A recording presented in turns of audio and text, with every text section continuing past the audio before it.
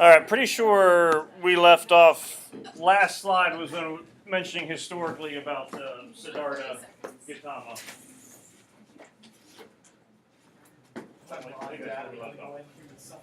Yes. Okay. Again, just to reinforce, a couple little things. We already said Siddhartha, title character, protagonist, main character, separate from the historical figure. Yes, they are going to meet, they are going to talk, and it's going to happen fairly early within part one, or I guess towards the end of part one, since part one's so short. But they're certainly separate people. When we reference the Buddha, you'll see Gautama spelled two different ways, G-A-U, which I'm pretty sure is the version for your book, the way that it's spelled. The other one that ninth period is using, they spell it G-O-T. So I'll go back and forth between the two spellings just to confuse you, but both of them end up being acceptable. By the way, this book is for sale in the Indian subcontinent only, so don't tell the local police that we have. Yeah. I don't know. It says... Oh, Amazon. So you met a guy in the back Yeah, get everything from Amazon. So a couple parallels, though, to kind of keep in mind with things. The Buddha historically is a well-to-do Hindu who's of the Brahmin class who leaves parents in order to kind of attain their own self-inner peace. Your main character, Siddhartha, is a well-to-do member of the Brahmin class whose father expects him to be a Hindu priest, and he kind of goes, I'm going to go find my own path. You're also dealing with an author whose parents expect him to become a Lutheran minister, and he wants to become a writer and pursue his own path. So there's certainly, layers of parallelism that would kind of be taking place there. Did you draw the hair on the mom? No, I didn't draw it. Nice little mullet, but looks good. And we'll zoom in on different parts here because I couldn't all quite fit it on one slide. With the Buddha, and not that he's going to go through, come on. You're going to have an epileptic seizure by the end of the period. There we go. Oh. Good enough. This is happening first period. I wasn't even touching it, it was moving. The Buddha is going to kind of make reference to this stuff within the course of the book, but just to kind of give you background as to what his viewpoints would be, Buddha's teaching, and teaching's coming from, the original Buddha, it breaks down into four noble truths, and they certainly all kind of relate to one another. The first one, and Ali knows about this with physics, is to exist is to suffer. No, because you have to suffer first. You suffer because you desire to go to the bathroom. So if we were to let you go to the bathroom, then you wouldn't be desiring nearly as much. Go to the bathroom. Have to go to the bathroom again at some point during the day, so... Suffering ends when desire ends, and clearly that's not going to end. So the only way for this to come to a close, the way to end desire is to follow and it says 8, as in the number 8-fold path. See, I'm not taking it away. I'm just seeing if I can, we'll just leave it like that. So to exist is to suffer. You suffer because you desire. Suffering ends when desire ends. The way to end desire is to follow the 8-fold path. At the beginning of the presentation, we had various religious symbols. So there was the quote-unquote Jesus fish, and then we had the Hindu symbol for Om. And the Buddhist symbol, anyone remember what it was? The 8-fold path. It's a wheel that has 8 spokes to it, and so the spokes are coming from the 8-fold path, which we'll take a look at here next. But these are the truths, and so the way to get out of this cycle is to follow the 8-fold path, which we'll bring up. Now, when it says to exist is to suffer, or existence is suffering, it doesn't mean painful suffering, it doesn't mean like physical pain is necessarily taking place, but if you desire something, you are in a constant state of want, so therefore you're not going to find that inner peace, contentment. Don't really use the word happiness necessarily, but you're not at peace, you're not at a content place. Some of you might have trouble falling asleep because your mind is always thinking about what it is that you have to do or you haven't done yet, or responsibilities and things like that. That would count as suffering because you desire to get things done. It could be, I think I mentioned yesterday, someone opens a Christmas present, yay, this is great, now I want something else. That's going to be desire. So it certainly could be other types of desires, but any kind of desire, any kind of thing that a person wants is going to cause suffering because it's an unending want that is going to be there. So the idea to end that suffering is to follow this path. And we'll break it down into a couple chunks here. I'll explain why there's a break. But first two would be, they all start off with right. First two, right belief, right resolve. These are kind of like in a wisdom frame of mind. Right belief in the sense that you are thinking about what is important, you're pursuing the Eightfold Path, you understand the Four Noble Truths, you want to try to put end to suffering. Right resolve, you are coming in it, you're coming into the Eightfold Path with the right mindset, I guess, kind of so to speak. You're not allowing outside distractions to affect you, or even those kind of like outside wants, desires to affect you quite as much. One of the things to keep in mind, and this is something that the Buddha is going to mention, and this is certainly something that Siddhartha comes to realize, a materialistic world is one that is going to cause desire. Whether it be something from a technological standpoint in today's world, new phones and speakers and whatever for car and stuff like that, materialism is going to cause want. So how to end that is to separate yourself really from that materialistic world. People within, and when I say people, talking within the context of the book, if you're going to follow the Buddha, you basically remove yourself from a materialistic society. You become an aesthetic. So you basically live in nature in as simple means as possible. So a lot of Buddhist priests, followers will be begging for food, minimal clothing, minimal shelter, just going from place to place because they don't want to own things, because if you own stuff, you desire. Justin has a 6th grade hoodie, and he's going to want his 8th grade hoodie, and he's going to want a senior hoodie. Yep. Still a desire. Desire to run the rest. So you said that they beg for food, but now they desire. You only what you need to sustain yourself, which is what we'll kind of get into some of these other ones. 3, 4, and 5 are their own kind of section, and this is kind of more of a moral standpoint: right speech, right conduct, right livelihood. Kind of similar to like 10 Commandments from a Christianity standpoint. The right livelihood, Kobe kind of goes along with those ideas in the sense that it's right occupation. Not that you are going to become a science teacher, you are going to become an English teacher, you are going to become a mechanical engineer, you are going to become whatever. But for right livelihood, you only own what you need to live, basic clothing, not even really your own house because you can find places to stay. And then with that, like begging for food, you only get what it is you need. So you're not going to be going, hey, anyone want to go to Golden Corral and load up on the buffet? But you are just getting the basic things that you need in order to sustain yourself. Where, you talk, like in dieting, why does it become difficult? Because there's the mentality of, I need that. One of my resolutions is I'm going to try to cut down on drinking like as many Pepsis per day as I do because I have a lot. Right now, I'm craving a Pepsi because I haven't had one in 3 days. It's not materialistic, but it's still a desire that I feel like I need it. Sugar crushes or rushes and all that kind of stuff. I'm trying to stay away from those things. So it's you only take what you need in order to survive. Because if you're not desiring, then in a mental standpoint, you can be where it is you're supposed to be. The question is, where is that place? So is it like easy for these people? I guess it's not easy because they give up everything, but like, are they like actually people like going to get them food and shelter, like, or is it like? Yeah, I mean, and not that we have to come up with like a Christian parallel for every single thing. It's like being a monk. Monks stay at monasteries. St. Vincent's College was a monastery for the longest time in Latrobe. Monks still live there. And yes, they own more than, just like a robe that they wear. But you give up a lot of the materialistic type items that we would depend upon. It's going to be a more disciplined lifestyle. So yes, it would be hard to do.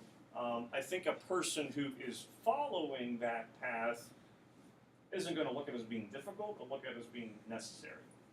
Taking AP Physics is difficult. Is it the right thing for you? I don't know. But some people find it to be, it's a necessary thing that I need to do to get to this means to an end. The means that they're trying to get to is, hey, if I have to do this stuff in order to be at peace with myself, then I'm going to do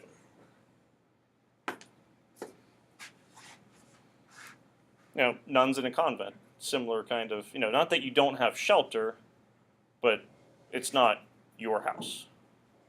And then the last three, this is going to deal more so with like meditation, right effort, right mindfulness, and right concentration, in the sense that you are doing these things in order to be at peace, meditate, find that Om concept, and find that contentment.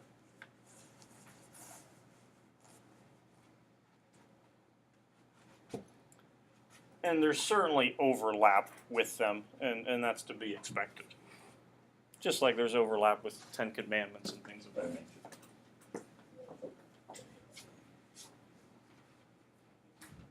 Grace, can you name your 10 Commandments? No, I decided But Stephen Colbert's not asking you to, like you did the other. I'm so confused. Remember our congressman? Lynn Westmoreland, argumentation? This whole past month We're talking about September. this whole year's been a blur. Oh, I do remember that. Yeah, I do. I was about to say, what Stephen Colbert. Stephen Colbert was a guest speaker. We had an argumentation back in September. It was a very Yes, big I day. do remember that video. Who did guess that? Yeah, you came in and stood by I think Me, I was distracted every day. by the greatness of the Thunder Snow video, so I just forgot it. That's a good video to get confused with. Just couple, not that you're not responsible for remembering all this stuff or anything like that, but just couple depictions. When you do see the Buddha, generally you are going to see him in peaceful state, kind of halo, similar to the way that you'd see icons with angels and things of that nature within Christianity, depicting that you're at the right mind, right peacefulness, right contemplation. There's a variety of Hindu gods, so just giving you one depiction here. A lot of times you are going to see, and this would kind of tie in with the whole idea of reincarnation, that there's multiple forms kind of coming together, merging into one. So you have animalistic depictions and then human forms and things of that nature. But there's certainly a lot of Hindu gods that, depending upon area, regions within India that you're at, that folks will pray to. All right. Relationship between Buddhism and novel that we're dealing with, Siddhartha. We'll come back to that. One thing I want to make sure we hit on, then we'll go back to it. The book's divided into 2 parts. You're reading part 1 for next week. Part 1 has 4 chapters. This is going to kind of mimic the 4 noble truths that are presented by the Buddha. And then in part 2, you are going to have 8 chapters. So you have this structure that's kind of following that 4 noble truth, 8-fold path. So there is some purpose to the way that the book is set up and structured. It's not going to be, chapter 1, noble truth number 1, chapter 2, noble truth number 2. But you're still kind of following that path that the original Siddhartha, the Buddha, did. Now we'll waste 3 minutes of our life. What are the 8 chapters? 8-fold path.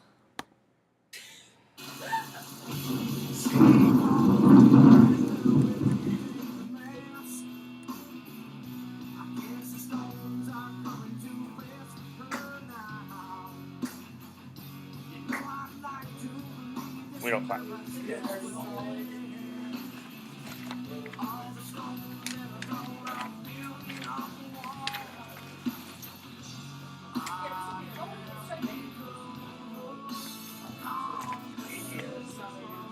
Probably be done in an hour and a half. It takes longer for the computer to process it all.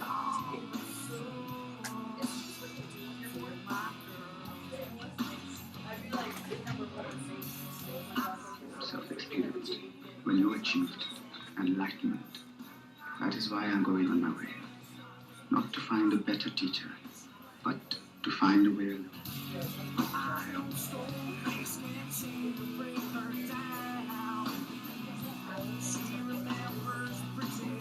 I use that one with Mrs. Kane when we get lost. She doesn't buy it.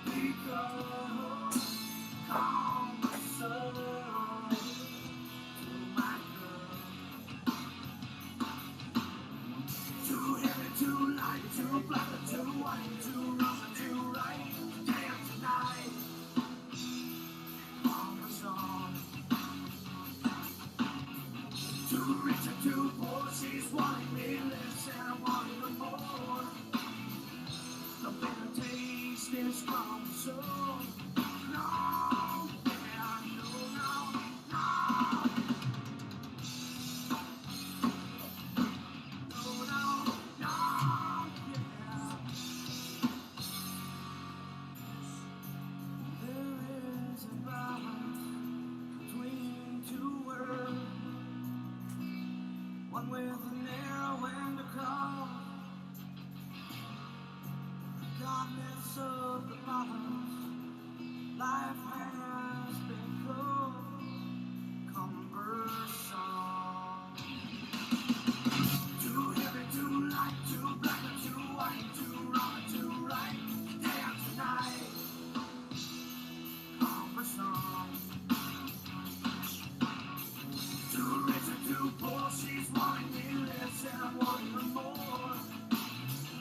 The bitter taste is gone, so no, yeah, no, no, no. No, no, no, yeah. Sean, your soul is the world.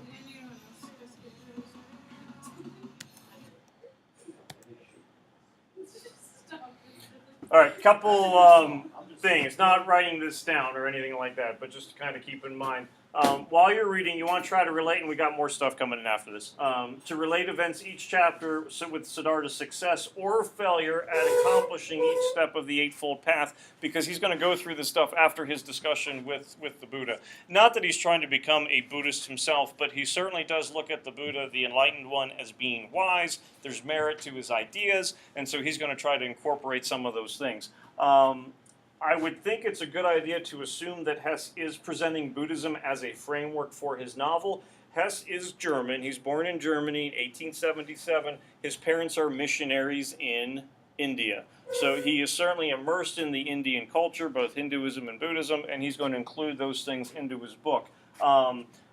I wouldn't say, though, and critics would agree, that he's not trying to argue that Buddhism is the correct path to peace, but he's certainly kind of using it as a framework that you can follow. One thing that you're really going to kind of see throughout, I think, the course of the book is you're going to have these elements of Hinduism, Buddhism, Christianity all coming together, and he's kind of presenting his own religion or path within the book that a person would follow.